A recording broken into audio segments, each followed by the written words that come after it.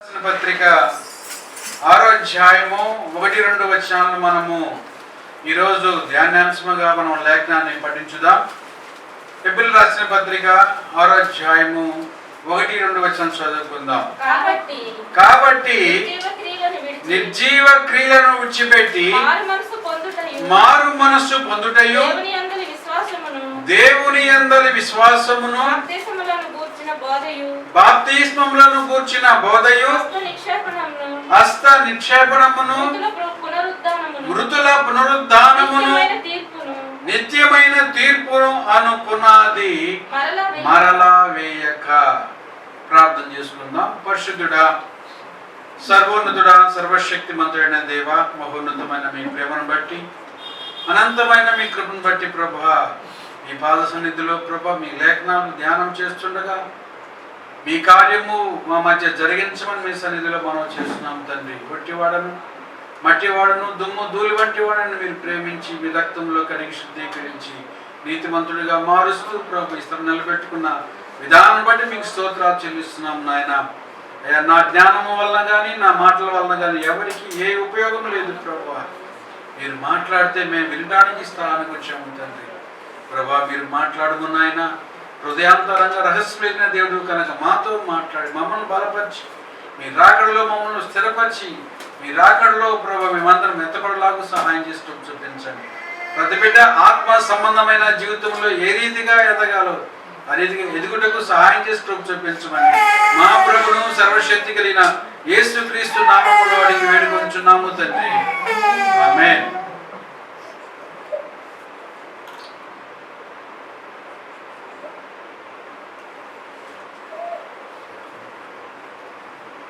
ప్రియమైన దేవుని బిడ్డలారా, మనము గత కొన్ని వారాల నుంచి పునాదుల గురించి మనం మాట్లాడుకుంటూ ఉన్నాం. పునాదులు ఎందుకు క్రైస్తవ జీవితానికి అవసరమో మనము నేర్చుకోవాలి. ఈనాడు క్రైస్తవ లోకమంతా కూడా పునాది అంటే ఏమిటో చాలా మందికి తెలియదు, అర్థం కావటం లేదు, ఆలోచన కూడా చేయటం లేదు. ఇది చాలా విచారకరమైన విషయం అని నేను మీకు తెలియజేస్తూ ఉన్నాను. పునాది అంటే సిద్ధాంతము అని అర్థం. సిద్ధాంతము అంటే నిరూపించబడిన సత్యము అని అర్థం. ఈ నిరూపించబడిన సత్యము మీద మన ఆత్మ సంబంధమైన జీవితమును మనము కట్టుకోవాలి. ఏమండి, పునాది అంటే పేతురు భక్తుడు అంటాడు, మొదటి పేతురు పత్రిక 2వ అధ్యాయము 5వ వచనములో చివరి భాగములో ఆయన ఏమంటాడంటే, మీరు సజీవమైన రాళ్ల వలె ఆత్మ సంబంధమైన మందిరముగా కట్టబడుచున్నారు అని పరిశుద్ధాత్మ దేవుడు తేటగా స్పష్టంగా మనతో మాట్లాడుచూ ఉన్నాడు. మీరును సజీవమైన రాళ్ల వలె ఆత్మ సంబంధమైన మందిరముగా, అంటే ఇప్పుడు మనందరము కూడా, అంటే యేసుక్రీస్తు రక్తములో కడగబడి రక్షించబడిన ప్రతి వారు కూడా ఒక సజీవమైన రాయిగా ఆత్మ సంబంధమైన మందిరముగా కట్టబడుచున్నాము అంటున్నాడు. మనందరము క్రీస్తు యొక్క మందిరము, ఆత్మ సంబంధమైన మందిరము. ప్రతి ఒక్కరు కూడా ఒక్కొక్క రాయిగా చేర్చబడుతూ ఉన్నారు. మందిరము కట్టబడుతున్నది. ఒక్కొక్క రాయి వచ్చి ఒక్కొక్క రాయిగా ఆ యొక్క గోడల్లోకి ఒక్కొక్క రాయిగా చేర్చబడుతున్నది. అయితే మందిరము కట్టాలి అంటే దానికి మొదటగా ఏం చేయాలి? పునాది త్రవ్వాలి. ఏమంటే మందిరమునకు ఒక పునాది ఉన్నది, అంటే ఆత్మ సంబంధమైన మందిరమునకు ఒక పునాది ఉన్నది. ఆ పునాది ఏమిటంటే, ఎఫెసీయులకు రాసిన పత్రిక 2వ అధ్యాయము 20వ వచనాన్ని మనము చదివినట్లయితే, ఎఫెసీయులకు రాసిన పత్రిక 2వ అధ్యాయము 20వ వచనం మనము చూసినట్లయితే చూడండి, అక్కడ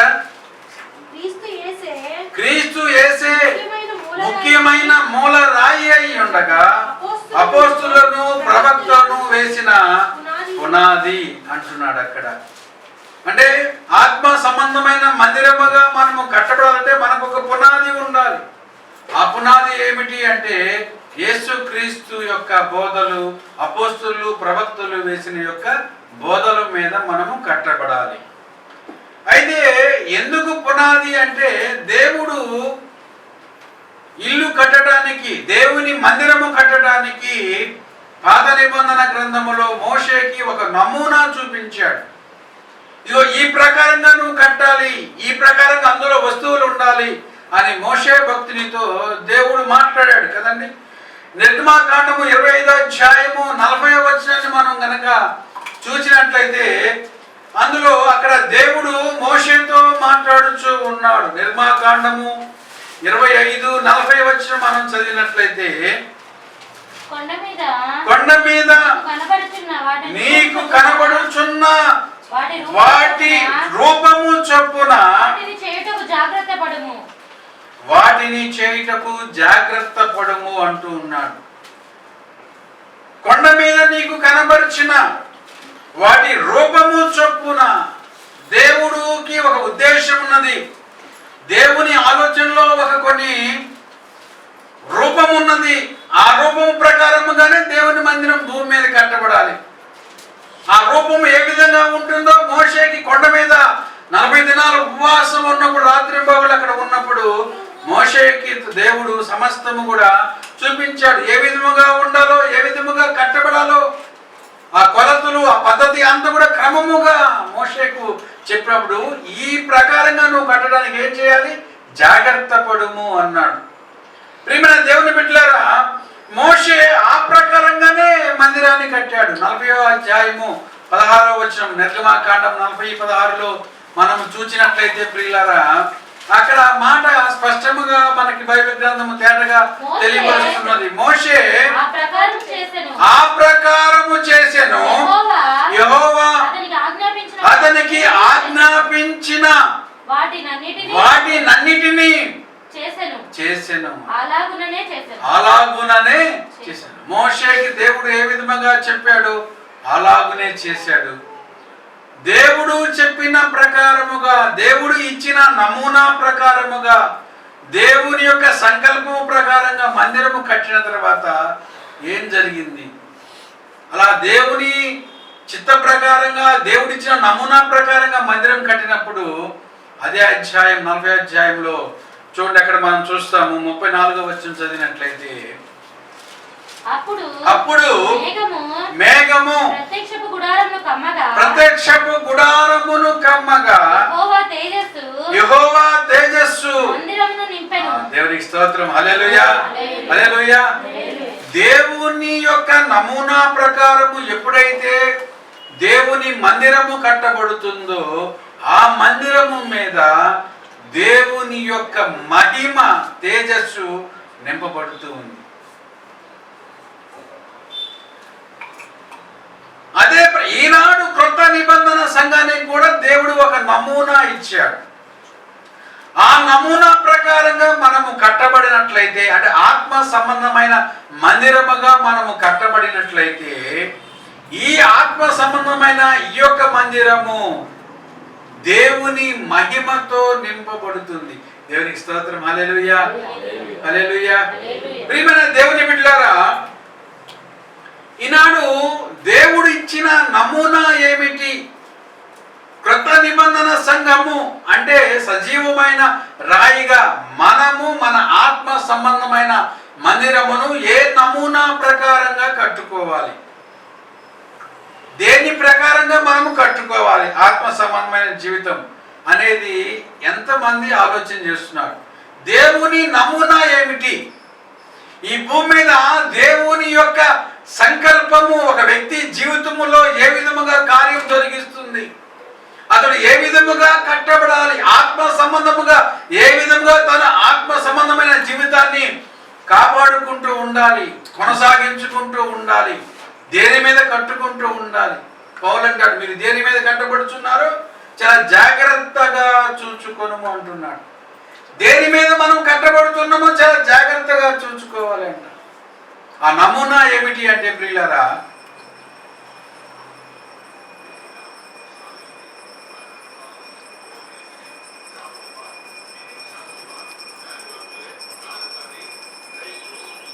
గురించి మాట్లాడుతూ ఎఫెసీ 2:20లో చెప్పిన దాని గురించి వివరిస్తూ ఏప్రిల్ రాసిన పత్రిక 6వ అధ్యాయం 1-2 వచనాల్లో వాటి గురించి చెప్పబడి ఉన్నది. ఇది నమూనా. ఈ నమూనా ఏమిటంటే మొట్టమొదటిగా ఏముంది అక్కడ? కాబట్టి ఏం చేయాలి మనము? నిర్జీవ క్రియలను విడిచి మారు మనస్సు పొందుటయు. ఇక్కడ 6 సంగతుల గురించి బైబిల్ గ్రంథములో చెప్పబడి ఉన్నాయి. అంటే 6 పునాది రాళ్ళు. ఈ 6 పునాది రాళ్ళ తర్వాత ఇంక దానిపైన ఒక్కొక్క వ్యక్తి ఆ పునాది మీద కట్టబడుతూ ఉండాలి, ఆ నమూనా మీద కట్టబడుతూ ఉండాలి. ఆ యొక్క బోధల మీద 6 పునాది రాళ్ళు యేసుక్రీస్తు అనే ఏడవ రాయి అయిన ముఖ్యమైన మూలరాయి. మొదటిది యేసుక్రీస్తు అనే ముఖ్యమైన మూలరాయి. ఈ తర్వాత అపోస్తులు ప్రవక్తలు వేసిన 6 రాళ్ళు. ఈ 6 + 1 7 కలిపి ఈ ఆత్మ సంబంధమైన మందిరానికి ఒక పునాది. ఈ పునాది మీద ప్రతి ఒక్కరూ కూడా చాలా జాగ్రత్తగా కట్టుకోవాలి. ఏ విధంగా కట్టబడుతున్నారో మీరు చాలా జాగ్రత్తగా చూసుకోమని పౌలు భక్తుడు మనతో చెప్పాడు. ప్రియులారా, మనతో చెప్పాడు. కాబట్టి మొట్టమొదటగా ఏం చేయమనింది? నిర్జీవ క్రియలను విడిచి మారు మనస్సు పొందుట అనే మొదటి రాయి, తర్వాత విశ్వాసం అనే 2వ రాయి, తర్వాత బాప్తిస్మము అనే 3వ రాయి, తర్వాత హస్త నిక్షేపణం అనే 4వ రాయి, మృతుల పునరుద్ధానము అనే 5వ రాయి, నిత్యమైన తీర్పు అనే 6వ రాయి. ఈ 6 రాళ్ళ గురించి మనము ధ్యానం చేస్తాం. ఈ క్రైస్తవ సంఘానికి మారు మనస్సు గురించి బోధించాలి. ఆ మారు మనస్సు యొక్క బోధలోనే ప్రతి ఒక్కరూ కూడా కట్టబడాలి. మారు మనస్సు అనే మొదటి రాయి గురించి మనం ఈ దినాన మాట్లాడుకుందాం. ప్రియులారా, మారు మనస్సు అంటే ఏమిటి అంటే అనేక మంది ఏమనుకుంటారు అంటే మారు మనస్సు అంటే మరి మార్చబడిన మనస్సు అంటే పశ్చాత్తాప పొందుట, పాపము విషయములో మనం పశ్చాత్తాపం పడటం మారు మనస్సు అని అంటారు.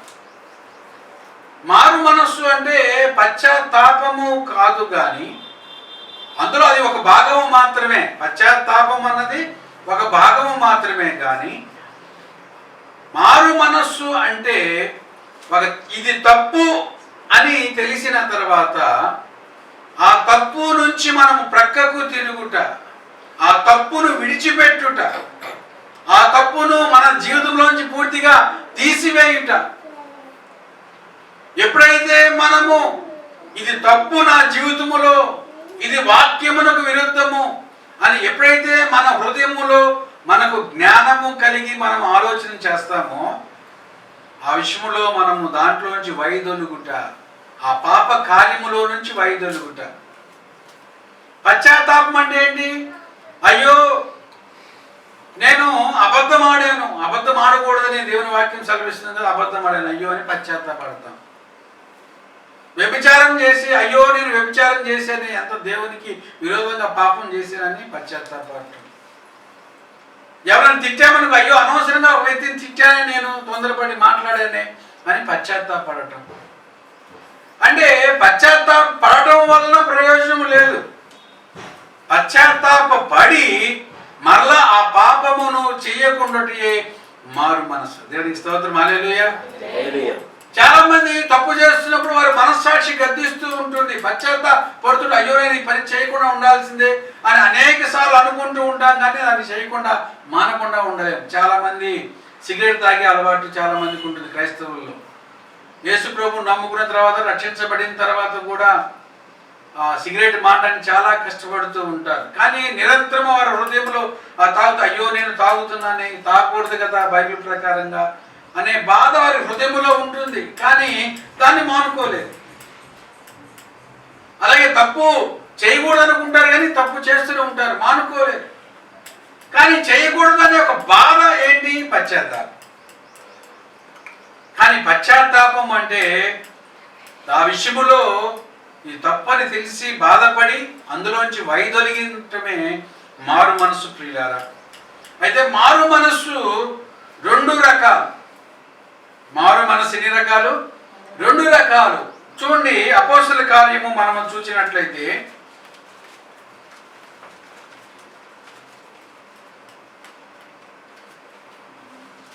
2వ అధ్యాయము 38వ వచనాన్ని మనం చూస్తే మారు మనసు గురించి ఇక్కడ ఒక్కొక్క విషయానికి మారు మనసు అంటే ఏంటో మనం చెప్తున్నాం. మారు మనస్సు అంటే చెప్తున్నాడు పేతురు, మీరు మారు మనస్సు పొంది పాప క్షమాపణ నిమిత్తము ప్రతి వాడు యేసుక్రీస్తు నామములో బాప్తిస్మము తీసుకోవాలి అంటున్నాడు.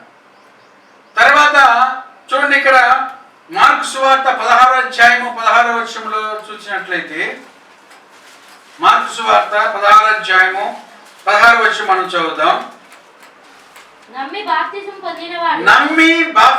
పొందినవాడు రక్షింపబడును, నమ్మని వానికి శిక్ష విధింపబడును. నమ్మిన వారి వలన ఈ సూచక క్రియలు కనబడును. ఏమనగా నా నామమున దయ్యములను వెళ్ళగొట్టుదురు, క్రొత్త భాషలు మాట్లాడుదురు, పాములను ఎత్తి పట్టుకుందురు, మరణకరమైనది ఏది త్రాగినను అది వారికి హాని చేయదు. రోగుల మీద చేతులుంచినప్పుడు వారు స్వస్థత నొందుదురని వారితో చెప్పాడు. చూడు, అలాగే అపోస్తల కార్యము 22వ అధ్యాయము 16వ వచనం చదివినట్లయితే, అపోస్తల కార్యం 22:16 చూడండి. అపోస్తల కార్యము 22:16 కనుక నువ్వు తడువు చేయడం ఎందుకు, లేచి ఆయన నామమును బట్టి ప్రార్థన చేసి బాప్తిస్మము పొంది మీ పాపములను కడిగి వేసుకోవాలి. ప్రియారా, ఇక్కడ 3 సందర్భాలను మనం చూసినట్లయితే, మారు మనస్సు పొంది పాప క్షమాపణ నిమిత్తము బాప్తిస్మం తీసుకోమన్నాడు. తర్వాత మారు మనస్సు పొందినప్పుడు ఏమేమి నీ జీవితం జరుగుతాయంటే, అనేకమైన అద్భుత కార్యాలు నీ జీవితంలో జరుగుతాయి. పాములు ఎత్తి కొట్టుకుంటావు, దెయ్యాలను మొదలు పడతావు, ఏమండి విషము పురుగు ఏది పట్టుకున్నది నీకు హాని చేయదు. ఇలాంటి అద్భుతాలు నీ జీవితంలోకి వస్తాయి. ఎప్పుడు వస్తాయి అంటే, పాప క్షమాపణ నిమిత్తము మనం ఎప్పుడైతే బాప్తిస్మము తీసుకుంటామో అప్పుడు మనకి ఈ కార్యాలన్నీ జరుగుతాయి. అయితే దీనికి ముందుగా మనం ఏం చేయాలంటే, ఎందుకు మనము మారు మనస్సు పొందాలి? ఏమండి, మారు మనస్సు ఎందుకు పొందాలి ప్రియులారా? ఎందుకంటే రోమీయులకు రాసిన పత్రిక 10వ అధ్యాయం 2వ వచనంలో మనం చదివినట్లయితే, మీరు ఈ లోక మర్యాదను అనుసరింపక మారు మనస్సు ఎందుకు? ఏమండి, మారు మనస్సు ఎందుకు అంటే, యేసు ప్రభు వారు మార్కు సువార్త 1వ అధ్యాయం 15వ వచనంలో ఒక మాట చెప్పాడు. చూడండి, మార్కు సువార్త 1వ అధ్యాయం 15వ వచనం చదివినట్లయితే, కాలము సమీపించి ఉన్నది అంటున్నాడు అక్కడ. చూడండి, కాలము సంపూర్ణమై ఉన్నది, దేవుని రాజ్యము సమీపించబడి ఉన్నది. ఏం చేయాలి? మారు మనసు. ఎందుకు మారు మనసు పొందాలంటే, కాలము సంపూర్ణమైపోయింది. ఒకనొక చివరి కాల ఘట్టములోనికి మనం వచ్చాం. తర్వాత పరలోక రాజ్యం మనకు చాలా సమీపంగా ఉంది కనుక అపోస్తలుల కార్యం 17:30లో దేవుడు ఆజ్ఞాపిస్తున్నాడు. ఆ అజ్ఞాన కాలమును దేవుడు చూచి చూడనట్టుగా ఉన్నాడు. ఇప్పుడైతే అందరూ అంతటను మారు మనసు పొందవాలని ఆయన ఆజ్ఞాపిస్తూ ఉన్నాడు. ప్రియులారా, ప్రతి ఒక్కరు మారు మనసు పొందాలని దేవుడు ఆజ్ఞాపిస్తూ ఉన్నాడు. ఎందుకు ఆజ్ఞాపిస్తాడు? ఇందాక మనం చదువు అనేకమైన కార్యాలు మన జీవితంలో మనం చూడగలుగుతాం. ఎందుకు మారు మనసు పొందాలి అంటే, దేవుని రాజ్యము సమీపించబడి ఉన్నది, కాలము సంపూర్ణమై ఉన్నది కనుక అందరూ అంతటను కూడా మారు మనసు పొందాలి. మారు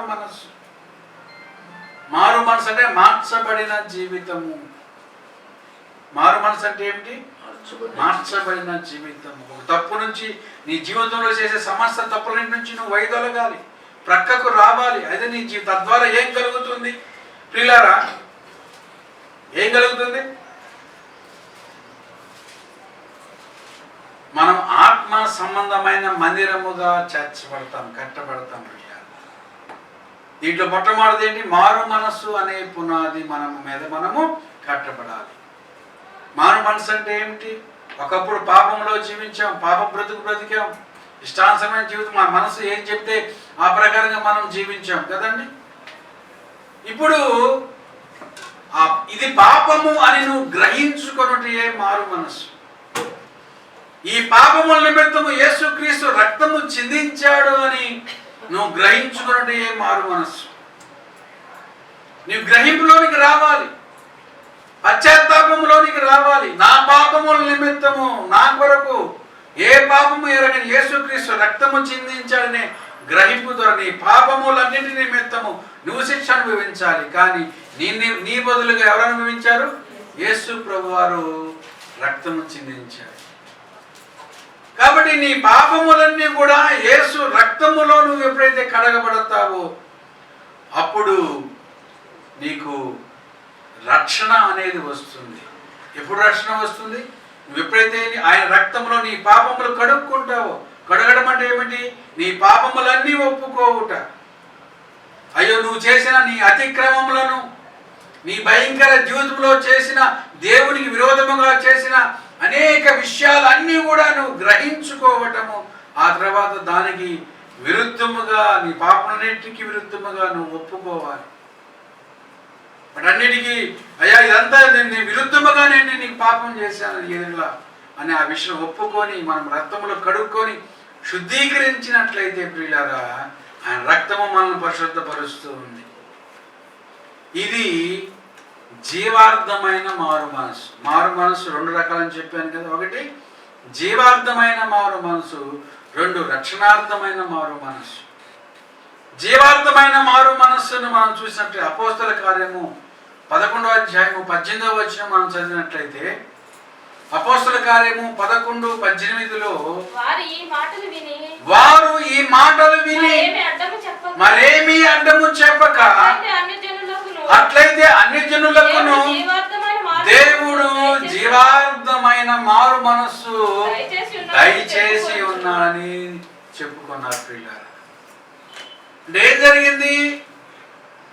ఆ 10వ అధ్యాయం, అపోస్తల కార్యం 10వ అధ్యాయంలో ఇటలీ పటాలమనబడిన యొక్క పటాలమునకు శతాధిపతి కొర్నేలి అని ఒక వ్యక్తి ఉన్నాడు. ఆ కొర్నేలి దేవుని యందు భయభక్తులు కలిగి దాన ధర్మాలు చేస్తూ మంచి కార్యాలు చేస్తూ ఉన్నాడు. కానీ అతనికి ఒక కొదువు ఉన్నది. అతడు దేవుడు ఎరగనివాడు. దేవుడు ఒక నియమం నియమించాడు, ఒక పద్ధతి నియమించాడు. ఏంటంటే దేవుని వాక్యం మీద ఏం చేయాలి? బాప్తిసం తీసుకోవాలి, పాప క్షమాపణ నిమిత్తం. ఏ విధంగా పాపాలు ఒప్పుకోవాలో, ఏ విధంగా క్షమాపణ పొందాలో అతనికి తెలియదు. తన మనసాక్షి ప్రకారంగా మంచి కార్యాలు చేస్తూ ఉన్నాడు. ఈనాడు యేసు ప్రభుని ఎరగని అనేక మంది ప్రజల్లో కూడా చాలా మంది మంచివారు ఉన్నారు, నీతిమంతులు ఉన్నారు. దేవునికి భయపడి, దేవుడు అక్కడ ఉన్నాడు అని భయపడి మంచి కార్యాలు చేసేవారు ఉన్నారు. కానీ అంత మాత్రమే సరిపోదు. నువ్వు ఎన్ని మంచి కార్యాలు చేసినా, ఎన్ని మంచి పనులు చేసినా, సమాజం దృష్టిలో ఒక మంచి పేరు పొందిన వ్యక్తిగా నువ్వు ఉన్నా కూడా అది సరిపోదు. ఎందుకంటే దేవుడు ఒక నమూనా కడుతూ ఉన్నాడు. ఆ నమూనా నువ్వు అర్థం చేసుకోవాలి, ఒక క్రమము నువ్వు అర్థం చేసుకో. దేవుని ఒక క్రమం ఏంటంటే మారు మనస్సు అనేది నువ్వు పొందాలి. అందుకోసం ఏం చేశాడు దేవుడు? పేతురు భక్తుడను ఒక ప్రవక్తను అక్కడికి పంపించాడు. అక్కడ దేవుని సువార్త చెప్పబడ్డప్పుడు వాళ్ళందరూ కూడా అయ్యా ఇప్పుడు మేమేం చేయమంటామంటే యేసుక్రీస్తు నామమున మీరు బాప్తిసం పొందండి, మీరు ప్రార్థన చేసుకుని మీ పాపములన్నీ కడిగి వేసుకున్నాడు. ఇందా చదివించాను కదా అపోస్తల కార్యములు. ఏమండి చదివించాం లేదా? అపోస్తల కార్యము చూడండి 10వ అధ్యాయంలో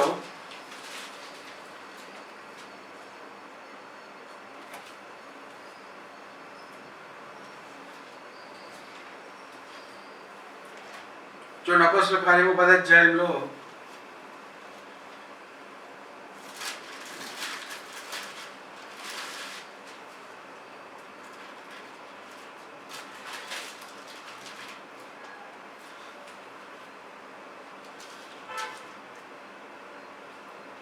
చూడండి 47వ వచనం చూద్దాం. అందుకు పేతురు, ఆ, మనవలే పరిశుద్ధాత్మను పొందిన వీరు బాప్తిస్మము బాప్తిస్మము పొందకుండా ఎవరైనా నీళ్లకు ఆటంకము చేయగలని చెప్పి యేసుక్రీస్తు నామముందు వారు బాప్తిస్మము పొందవాలని ఆజ్ఞాపించెను. ప్రియులారా, దేవుని యొక్క కార్యములు వారు వింటూ ఉన్నప్పుడు అనేకమైన అద్భుతాలు వారి యొక్క జీవితంలో జరిగాయి. మొట్టమొదటిగా వారు పాపలను గ్రహించుకున్నారు. ఎప్పుడైతే వారు దేవుని హృదయంలో స్వీకరించారో పరిశుద్ధాత్ముడు వారి మీద దిగి వచ్చాడు. ప్రియులారా, పరిశుద్ధాత్ముడే అన్ని జనుల మీద దిగి రావడం అది ఫస్ట్. అప్పటి వరకు యెరూషలేములో ఇజ్రాయేలు మీద, యూదుల మీద, అపోస్తుల మీద, ఇంకా 120 మంది మీద మొట్టమొదటిసారిగా మేడగదిలో దిగి వచ్చాడు. అయితే మొట్టమొదటిగా ఒక అన్యుల మీదకి పరిశుద్ధాత్ముడు కూడా దిగి వస్తాడన్న సంగతి వాళ్ళకి గ్రహింపు లేదు. రక్షణ యూదులకి అనుకున్నారు వారు, అన్ని జనులు కూడా రక్షణ దేవుడు ఇస్తున్న సంగతి ఆ దినాన వారు గ్రహించుకున్నారు. పరిశుద్ధాత్మ దేవుడు ఆ యొక్క కొన్నేలి ఇంటి వారి మీద దిగి వచ్చినప్పుడు, దేవుడే వారికి పరిశుద్ధాత్మను గ్రహించినప్పుడు ఇంకా వారికి బాప్తిస్మం ఇవ్వడానికి ఆటంకం ఏముంది అన్నారు. అంటే పాప క్షమాపణ నిమిత్తము వారు బాప్తిస్మం తీసుకున్నారు, పాపములు కడిగి వేసుకున్నారు. కాబట్టి పాప జీవితము నుంచి, భయంకరమైన బ్రతుకు నుంచి, చెడు అలవాట్ల నుంచి ఎవరైతే వాటన్నిటిని విడిచిపెట్టుతారో మారు మనస్సు పొందటం అని అర్థం. విడిచిపెట్టడం, మారు మనస్సు పొందటం అని అర్థం. దేవుడు ఎరగని వాడు రక్షించబడటము జీవార్థమైన మారు మనస్సు. దేవుని ఎరిగి దేవుని రక్తములో కడగబడి, యేసుక్రీస్తు రక్తములో కడగబడి పాప క్షమాపణ పొంది కూడా ఈ లోక సంబంధముగా కొంతమంది మరలా తప్పులు చేస్తూ ఉంటారు. వారి గురించి పౌలు అంటూ ఉన్నాడు. చూడండి ఇక్కడ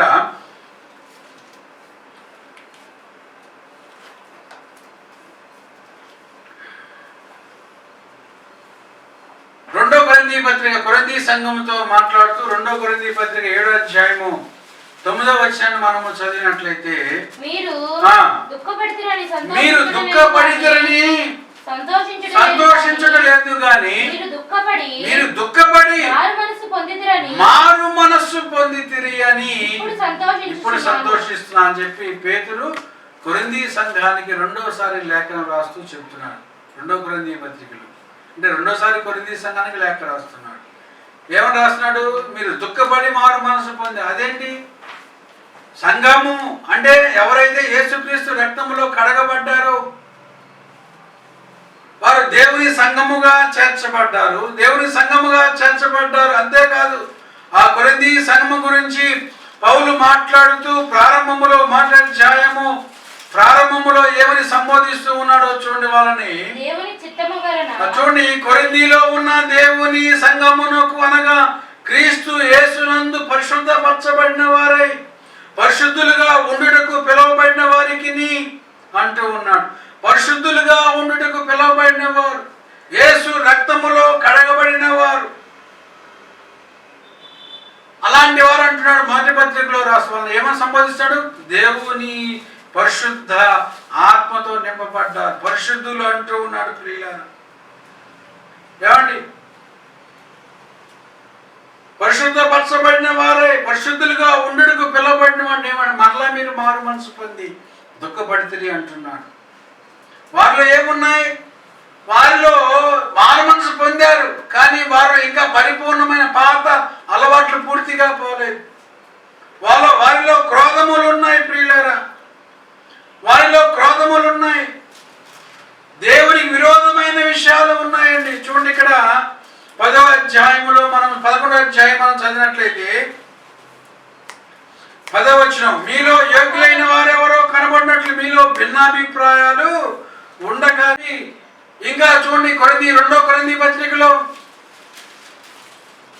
2 కొరింథీ పత్రిక 10వ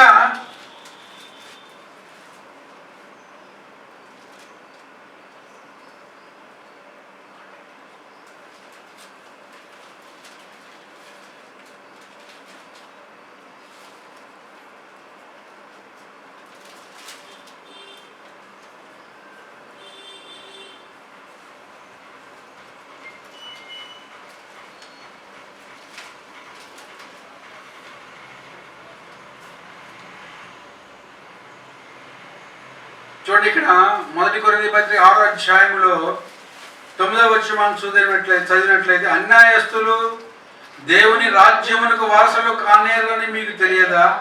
మోసపోబడి జారులైనను విగ్రహారాధికులైనను వ్యభిచారులైనను ఆడంగితనము గలవారైనను పురుష సంయోగులైనను దొంగలైనను లోపులైనను త్రాగుబోతులైనను దూషకులైనను దోచుకుని వారైనను దేవుని రాజ్యమునకు వారసులు కానేరరు. మీలో కొందరు అట్టివారై ఉంటిరి అంటున్నాడు. మీలో కొందరు అట్టివారై ఉన్నారు. ఉండిరి కానీ ప్రభు యేసుక్రీస్తు నామమున మన దేవుని ఆత్మయందు మీరు కడగబడి పరిశుద్ధపరచబడిన వారి నీతిమంతులుగా తీర్చబడ్డారు అంటున్నాడు. తీర్చబడిన వీరు ఏం చేస్తున్నారు? ఇంకా కొన్ని మీలో కలహములు కలవని, మీలో ఒకరికంటే ఒకరు విరోధముగా ప్రవర్తిస్తున్నారు. వాడు తండ్రి భార్యను ఉంచుకున్నాడు. కొరింథీ సంఘములో ఉన్న పాపమును గద్దిస్తున్నాడు పౌలు భక్తుడు. ఆవశ్యములో అయ్యో మేము చాలా తప్పు చేసామని వారు మరలా దుఃఖపడి మారు మనసు పొందారండి. అంటే రచించబడిన వాడు కూడా తప్పులు చేస్తాడు. కొన్ని బలహీనతలు ఉంటాయి, తెలుసో తెలియకో కొన్ని పొరపాట్లు జరుగుతూ ఉంటాయి. అప్పుడు ఏం చేయాలి? మనము మరలా పశ్చాత్తాపడి మరలా బలహీనత నుంచి విడిపించబడటమే రక్షణార్థమైన మారు మనసు. దేవుడిని ఎరగిన వాడు, లోకంలో జీవించిన వాడు మొట్టమొదటిగా పశ్చాత్తాపడటము జీవార్థమైన మారు మనసు.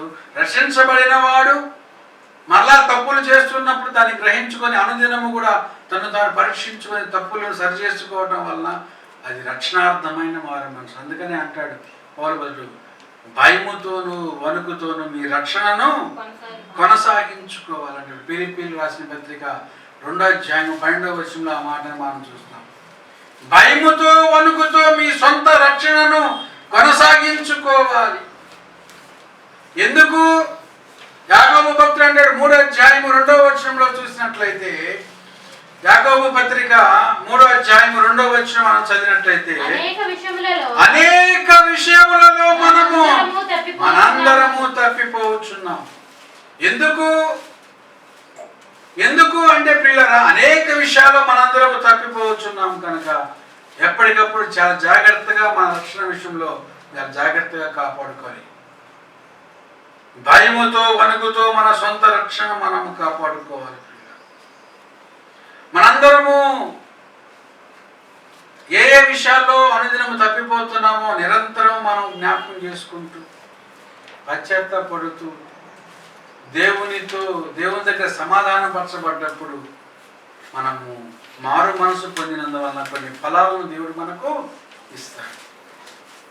మారు మనసు పొందితే వచ్చే ఫలాలు ఏమిటి అంటే, మొట్టమొదటగా యోహాను సువార్త 10వ అధ్యాయం 27వ వచనము మనం చదువుదాం ప్రియులారా. యోహాను సువార్త 10వ అధ్యాయము 27వ వచనం మనం చదువుదాం. అవన్నీ నన్ను వెంబడించును, నేను వాటి నిత్య జీవం నిచ్చుచున్నాను కనుక అవి అన్నిటికీ నశించవు. ఎవడును వాటిని నా చేతిలో నుండి అపహరింపడు. వాటిని నాకు ఇచ్చిన నా తండ్రి అందరికంటే గొప్పవాడు కనుక నా తండ్రి చేతిలో నుంచి ఎవడనూ వాటిని అపహరింపలేడు. నేను తండ్రిను ఏకమై ఉన్నామని. నా గొర్రెలు నా స్వరము వినును అన్నాడు. అంటే ఎవరైతే మారు మనసు పొందుతారో అతడు దేవుని గొర్రెగా మార్చబడతాడు.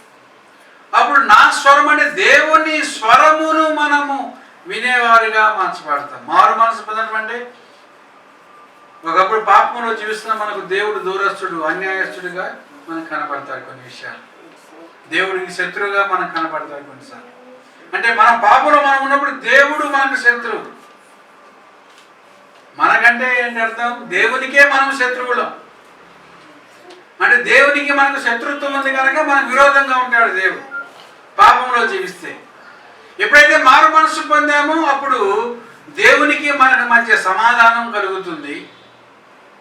అప్పుడు దేవుని యొక్క స్వరమును వినే భాగ్యం మనకు కలుగుతుంది. అది మొట్టమొదటి ఫలం ఏంటి మనకి? దేవుని యొక్క స్వరము. నా గొర్రెలు నా స్వరమును వినును. వినే భాగ్యం, దేవునితో మాట్లాడే యొక్క అనుభవంలోనికి మనం వెళ్తాం. మారు మనస్సు పొందిన తర్వాత దేవుడు పాప క్షమాపణ నిమిత్తము మన పాపమును క్షమించండి ఒక నిశ్చయిత మన హృదయంలోకి వస్తుంది. మన మనస్సాక్షి వెలిగించబడుతుంది. మన మనస్సాక్షి ద్వారా దేవుడు మనతో మాట్లాడతాడు. పోయిన వారం నేను మీతో చెప్పాను, ఎప్పుడైతే హృదయము మనస్సాక్షి నిర్మలం అవుతుందో దేవుడు మాట్లాడే యొక్క ప్రదేశం ఎక్కడంటే మన మనస్సాక్షితో మాట్లాడతాడు. ఆయన నివసించే స్థానం ఎక్కడ? మన ఆత్మలో నివసిస్తాడు. ఆయన ఆత్మ ఉన్నాడు కనుక ఆయన యొక్క ఆత్మ మానవుని యొక్క ఆత్మతోనే మాత్రమే మాట్లాడుతుంది. నీ ఆత్మ మనస్సాక్షి ద్వారా వెలిగించబడుతుంది. ఎప్పుడైతే నువ్వు మారు మనసు పొందావో, పాప క్షమాపణ నిమిత్తం నీ పాపములన్నీ కడుక్కున్నావో, నీ మనస్సాక్షి వెలిగించబడుతుంది. తద్వారా నీ మనస్సాక్షి ద్వారా దేవుని యొక్క స్వరం వినే భాగ్యం నీకు కలుగుతుంది. ఆయన మాటలు వినే భాగ్యం, నువ్వు డైరెక్ట్గా దేవునితో మాట్లాడగలుగుతావు. నువ్వు మారు మనసు పొందిన తర్వాత రెండోది ఏంటంటే, రోమీయులకు రాసిన పత్రిక 8వ అధ్యాయము 16-17 వచనాలతో చూస్తే మనకు అక్కడ క్రీస్తుతో సమానమైన వారసత్వము కలిగిన వారంగా మనం అక్కడ ఉంటాం. ప్రియులారా, రోమీయులకు రాసిన పత్రిక 8వ అధ్యాయంలో మనం చదివినట్లయితే ప్రియులారా 8-16 చూద్దాం. మనము దేవుని పిల్లలమని ఆత్మ తానే మన ఆత్మతో కూడా సాక్ష్యం ఇచ్చుచున్నాడు. మనము పిల్లలమైతే వారసులము, అనగా దేవుని వారసులము, క్రీస్తుతో కూడా మహిమ పొందుటకు ఆయనతో శ్రమపడిన యెడల క్రీస్తుతోడి వారసులము. అంటే మారు మనసు పొందినందువల్ల ఏం జరుగుతుంది? క్రీస్తుతోటి వారసులముగా మనము చేర్చబడతాం. ప్రియులారా, మారు మనసు లేకపోతే అసలు ఆ భాగ్యమే లేదు. మారు మనసు పొందితే నువ్వు క్రీస్తుతో కూడా సమానమైన వారసుడుగా, దేవుని పిల్లవానిగా నువ్వు చేర్చబడతావు. ప్రియులారా, తర్వాత రోమీయులకు రాసిన పత్రిక 2వ అధ్యాయంలోనే 6-8 వచనాలు మనము చదివినట్లయితే ప్రియులారా, ఆయన ప్రతి వానికి వాని క్రియలు చొప్పున ప్రతిఫలం ఇచ్చును. ఏమండి, ప్రతి వారికి కూడా ఆయన ప్రతిఫలం ఇచ్చును. సత్క్రియలు ఓపికగా చేయించు మహిమను ఘనతను అక్షయతను వెతుకు వారికి నిత్య జీవమును ఇస్తాడు. ఆయన ఏం చేస్తాడు? ఒకటి, మనము దేవుని స్వరం వింటాం. తర్వాత ఆయనతో సమాన వారసులుగా మార్చబడతాం. తర్వాత ఆయన మనకు నిత్య జీవమును అనుగ్రహిస్తాడు. అంటే మరణం అన్నదే లేని యొక్క జీవితం. నువ్వు మారు మనస్సు పొందటం వల్ల ఏం జరుగుతుంది? మరణం అన్నదే లేని జీవితాన్ని దేవుడు నీకు అనుగ్రహిస్తాడు. ప్రియులారా, తర్వాత యోహాను సువార్త 12వ అధ్యాయం 26వ వచనం మనం చదివినట్లయితే, యోహాను సువార్త 12వ అధ్యాయం 26వ వచనములో, ఒకడు నన్ను సేవించిన యెడల నన్ను వెంబడింపవలెను. అప్పుడు నేను ఎక్కడ ఉందునో అక్కడ నా సేవకుడు ఉండును. అతడు నన్ను సేవించిన యెడల నా తండ్రి అతన్ని ఘనపరచును. మారు మనసు పొందడం అంటే దేవునితో ఉండడం అని చెప్పాను. తర్వాత ఉంటే దేవుని విషయంలో మనం సంపూర్ణంగా సేవ చేసిన యెడల, ఆయన చెప్పినట్లు నడిచిన యెడల ఆయన మనలను ఘనపరుస్తాడు. ఘనమైన స్థితిలోనికి దేవుడు మనల్ని తీసుకొని వెళ్తాడు. ప్రియులారా, దేవునితో ఉండే భాగ్యము ఉంటుంది. ఇంకోటి, దేవునితో ఉండే భాగ్యము. తర్వాత 1 పేతురు పత్రిక 5వ అధ్యాయం 4వ వచనం మనం చదివినట్లయితే, మన మారు మనసు పొందినందువలన వాడబారని మహిమ కిరీటాన్ని దేవుడు మనకిస్తాడు. ప్రియులారా, వాడబారని మహిమ కిరీటాన్ని మనకిస్తాడు.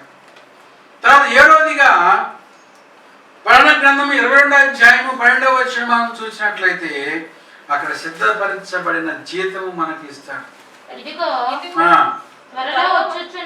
త్వరలో వచ్చుచున్నాను, వాని క్రియ చొప్పున ప్రతి వానికి ఇచ్చుటకు నేను సిద్ధపరిచిన జీతము నా యొద్ద ఉన్నది. జీతము అనేది ఉన్నది. మనం మారు మనసు పొందినందువల్ల మనకేం కలుగుతుందంటే, దేవుడు సిద్ధపరిచిన జీతం. ఏంటి దేవుడు సిద్ధపరిచిన జీతం? ఎప్పుడైతే మారు మనసు పొందామో ఆయన స్వరం వింటాం, నిత్య జీవం ఆయన అనుగ్రహిస్తాడు, ఆయన ఉండే స్థలంలో మనం ఉంటాం, ఆయన మనల్ని ఘనపరుస్తాడు. తర్వాత వాడబారిన మహిమ కిరీటముని ఇచ్చి ఆయన సింహాసనం మీద తీసుకుని వెళ్ళి కూర్చుని పెడతాడు. సింహాసనం దగ్గర తీసుకెళ్ళి కూర్చుని పెడతాడు. ఆ జీతం ఏంటంటే విశ్వ ప్రపంచమును మనము పరిపాలించే వారిగా మార్చబడతాం. ఆయన కొరకు ఈ లోక సంబంధముగా కొన్ని శ్రమలను మనం అనుభవించాలి. దేవుని కొరకు దేనికి శ్రమ అంటే సత్యముగా జీవించటానికి, నీతిమంతముగా జీవించటానికి ఈ లోకములో కొన్ని శ్రమలు అనుభవించాలి. లోకమంతా కూడా సత్యములో లేదు, ఎవడిష్టానుసారమైన జీవితం వాడు జీవిస్తున్నాడు. అయితే మనము మన జీవితాన్ని ప్రత్యేకపరచుకోవాలి. యేసుక్రీస్తు చెప్పిన బోధల ప్రకారంగా, అపోస్తలులు ప్రవక్తలు చెప్పిన బోధల ప్రకారంగా మన జీవితాన్ని కట్టుకుంటున్నప్పుడు మనము లోకమునకు విరోధం అవుతాం, లోకానికి విరోధం అవుతాం. విరోధమయ్యి యేసుప్రభువు ఏమైతే బోధించాడో ఆ బోధల ప్రకారంగా, ప్రవక్తలు ఏమైతే బోధించాడో ఆ బోధల ప్రకారంగా మనం కట్టుకున్నప్పుడు మనము మహిమ సింహాసనం మీదకి వెళ్ళి దేవుడు మనం కూర్చుని పెడతాడు. ఆ రీతిగా మన జీవితాలను మనము కట్టుకుందాం ప్రియులారా. ఆ రీతిగా ఇంకనూ కూడా నీవు మారు మనసు పొందావు, కానీ రక్షణార్థమైన మారు మనసు పొందుతున్నావు. అనుదినము మారు మనసు పొందుతున్నావా? అనేకమైన లోపములు మనలో ఉంటాయని ప్రభు చెబుతూ ఉన్నారు. అనేకమైన బలహీనతలు మనలో ఉంటాయని ప్రభు మనతో మాట్లాడుతున్నాడు. అయితే నీ బలహీనతల విషయంలో నీకే బలహీనతలు ఉన్నాయో, నీలో ఏ లోపాలు ఉన్నాయో, నీలో దేవుని విరోధముగా నీ జీవితం ఏమైతే ఉన్నదో అదంతా ఒక్కసారి ఈ దినాన ఇప్పుడు నువ్వు ఆత్మలో పరిశీలన చేసుకున్నట్లయితే నీ మనస్సాక్షి చెబుతుంది నువ్వు విషయాల్లో దేవుని విరోధంగా ఉన్నావు, వాక్యానికి విరోధంగా ఉన్నావు. పరిశుద్ధాత్మ దేవుడు నీతో మాట్లాడుతూ ఉన్నాడు ప్రియులారా. ఆ రీతిగా మన పాపములన్నీ ఒప్పించుకొని, ఆ రీతిగా మన పాపములన్నీ మనం ఒప్పుకొని, ఆ రీతిగా అన్ని సమస్త పాపాలన్నీ మనం విడిచిపెట్టుకోవడానికి మనము పశ్చాత్తాపడుతూ ప్రార్థన చేసుకుందాం. అందరం ప్రార్థన చేసుకుందాం కొద్ది నిమిషాలు. పరిశుద్ధాత్మ శక్తితో దేవుడు ఈరోజు మనం నింపాలని కోరుకుంటున్నాడు. కాబట్టి నువ్వు ఈ దినాన్ని మారు మనసు పొందుతున్నావా? నీ బలహీనతలు ఇంకా ఏమైనా ఉన్నట్లయితే అవన్నీ ఈ క్షణాన్ని ఇప్పుడు దేవుని సన్నిధిలో ఒప్పుకున్నట్లయితే యోగ్యముగా ఆయన శరీరంలో నువ్వు పాలు పంపులు పొందుతావు, ఆయన రక్తంలో నువ్వు పాలు పంపులు పొందుతావు. ఆ రక్తంలో చేయి వేయాలన్నా, ఆయన శరీరంలో చేయి వేయాలన్నా నువ్వు మారు మనసు పొందాలి. కాబట్టి మనలో ఉన్న అనేక భిన్నాభిప్రాయాల విషయంలో, అనేకమైన బలహీనతల విషయంలో మనం పశ్చాత్తాపడి ప్రార్థన చేసుకుందాం.